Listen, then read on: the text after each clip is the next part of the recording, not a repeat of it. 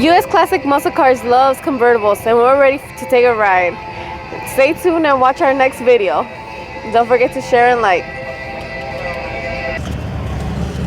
Welcome to US Classic Muscle Cars. My name is Marlene, and today I'm here with Brett. Hi Brett, how are you doing? Good, how are you? I'm doing good, thank you for asking. Now can you tell us a little bit about the car that you brought here today? Sure, got a 1987 Buick Grand National.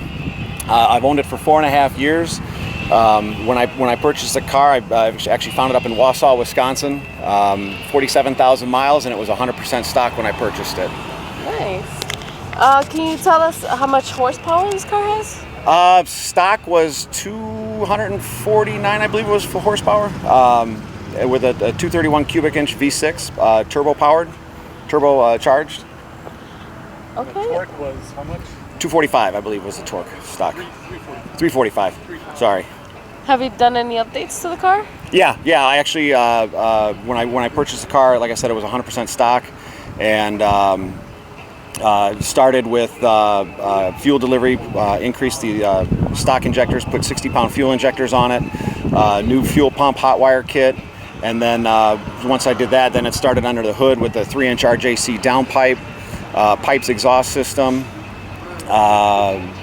Upgraded the mass airflow sensor to an LT1, put a translator on it, scan master gauges internally, and then trying to think of everything else. Did the transmission in 2015. Jimmy's Transmission up in Union Grove, Wisconsin. He does all of the transmissions for the local Buick guys. So once I had the trans done, then earlier this year, so I put a front mount intercooler in it. So I flipped the intercooler in the radiator. Put a 5858 turbo, precision turbo, and then a Razor Alky kit, and then I put adjustable wastegate and then increased the boost. So I'm running 24 pounds of boost. So stock boost was 15 pounds. This one runs 24. Show us the engine of your. Sure.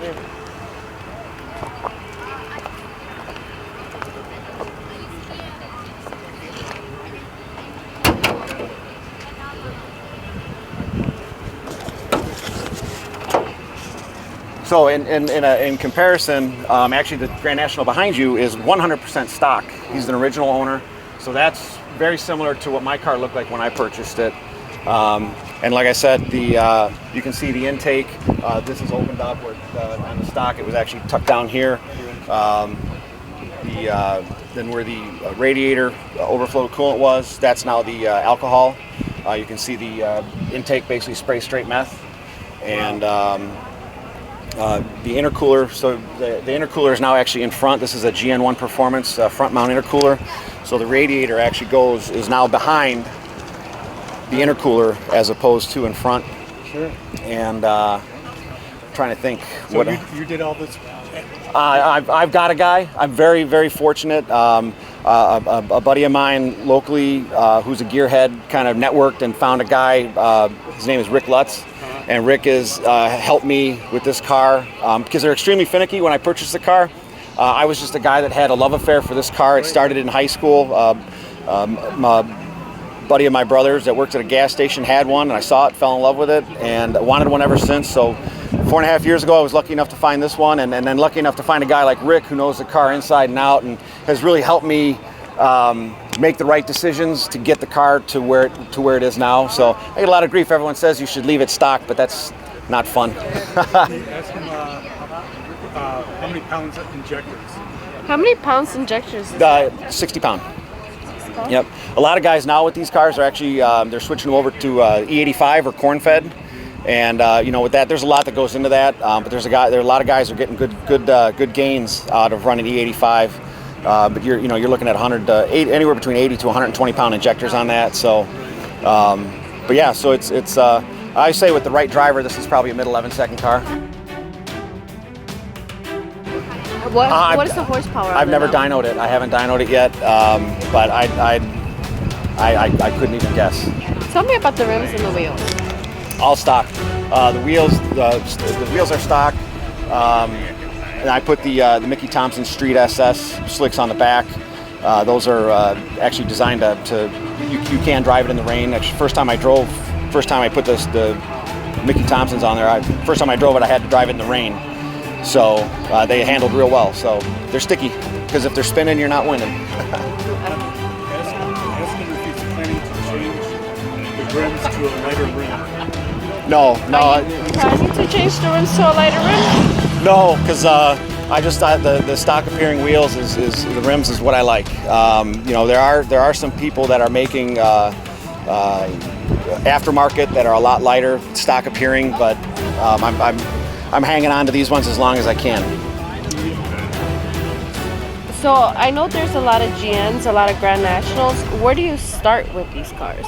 A lot of people when they first get these cars, if they don't know them, and I was one of those guys when I first bought the car. A lot of guys, they right away want to go to a bigger turbo, and with Rick, who's helped me along the way, everything starts with fuel delivery, and that was getting the 60-pound injectors, the hot wire kit, a new fuel pump, and once we got that, then that's when we started with the downpipe. And this had a stock turbo until earlier this year. We went with the RJC downpipe, and then the key, really, the first thing.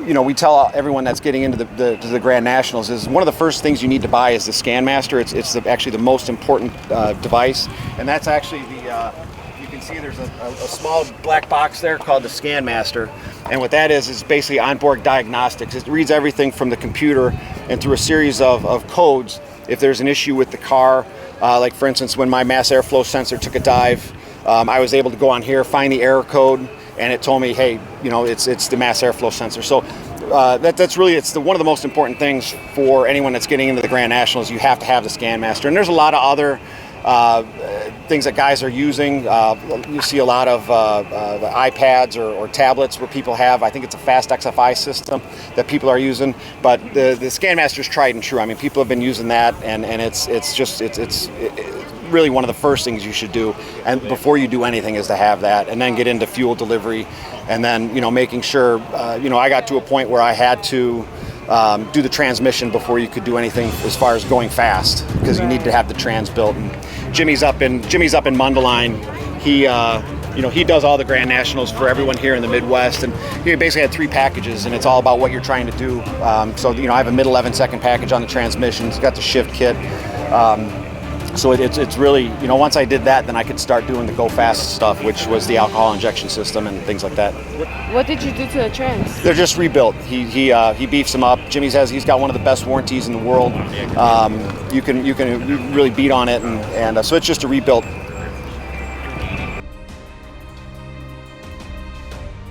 What chip do you have in the car? It's a turbo tweak. It's for 93 octane and alcohol injection. So with all this power, I still see that you have the original brakes on the car?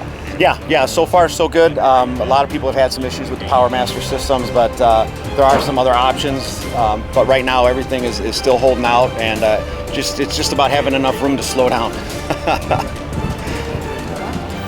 I see you have Darth Vader over there.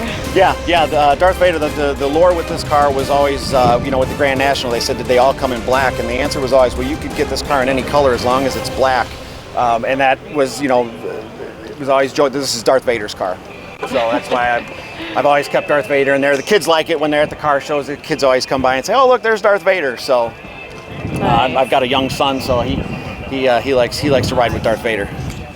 All right. Well, thank you so much. Thank you very much. Pleasure. Absolutely.